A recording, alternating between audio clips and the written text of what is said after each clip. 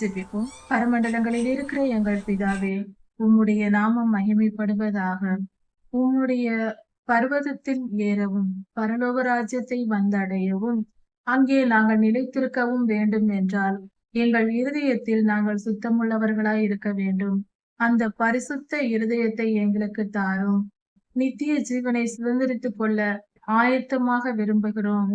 எங்கள் இருதயத்தை சுத்திகரியும். எங்கள் இதயத்தில் உள்ள துர்க்குணங்களை எல்லாம் அகற்றி போடும். எங்களை உம்மிடத்தில் அர்ப்பணிக்கிறோம் சுவாமி. எங்களை ஆளுகை செய்து வழி நடத்தும். நீரே சர்வ வல்லமையுள்ள தேவனாய் இருக்கிறீர்.